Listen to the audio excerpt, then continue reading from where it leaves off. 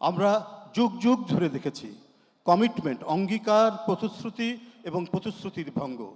আমাদের যখন জ্ঞান আসে, আমরা যখন একটু একটু খবরের কাগজ পড়তে শুরু করেছি, তখনও আমরা দেখেছি ৭০-৭১ সালে কিভাবে বলা হয়েছে ৪ আনাসের চাল, ৬ আনাসের ডাল, এই কি বলে আটা, ৩ আনাসের আটা।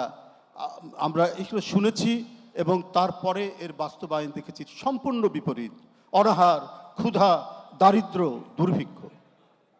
আবারও এর পরবর্তী পর্যায়ে আমরা দেখেছি অঙ্গীকারের ছড়াছড়ি, বাড়িতে বাড়িতে চাকরি, বিনামূল্যে সার, এই ধরনের বাগাড়ম্বরপূর্ণ কথাবার্তাও তো এদেশের জনগণ শুনেছে, এদেশের মানুষ শুনেছে।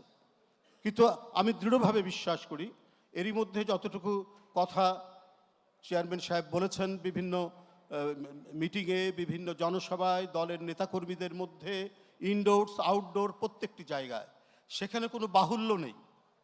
যেখানে সম্পদ এবং সঙ্গতির বাইরে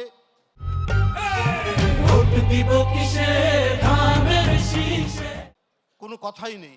যেটা সম্ভব, আমাদের সম্পদের মধ্যে যেটা সম্ভব এবং এরই মধ্যে সর্বোচ্চ মানব কল্যাণের জন্য যে কাজগুলো সহজেই করা যায়, সেটা অত্যন্ত বিস্তারিতভাবে তিনি সবসময় ব্যাখ্যা করেছেন। আমি সম্পূর্ণ পড়িনি ইস্তেহার, কিন্তু আমি দৃঢ়ভাবে বিশ্বাস করি এই সম্পদ এবং সঙ্গতি এবং সম্পদ বাড়ানো কিভাবে যায় একটি দেশের, আমার মনে হয় সব কিছু মিলিয়ে এবং আমাদের সোশ্যাল ওয়েলফেয়ার, আমাদের ডেভেলপমেন্ট, আমাদের সায়েন্স টেকনোলজি, সব কিছু মিলিয়ে একটি দেশ এবং দেশের জনগোষ্ঠীকে উন্নততর পর্যায়ে কিভাবে নিয়ে যাওয়া যায় তার বাস্তব প্রতিফলন থাকবে আমার মনে হয় এই ইস্তিহারের মধ্যে।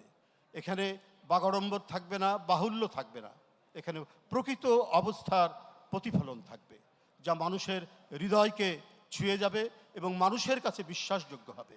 মানুষ আর সেই বড় বড় কথা, বিভিন্ন ধরনের আস্ফালন, কথার ফুলঝুরি, এটা মানুষ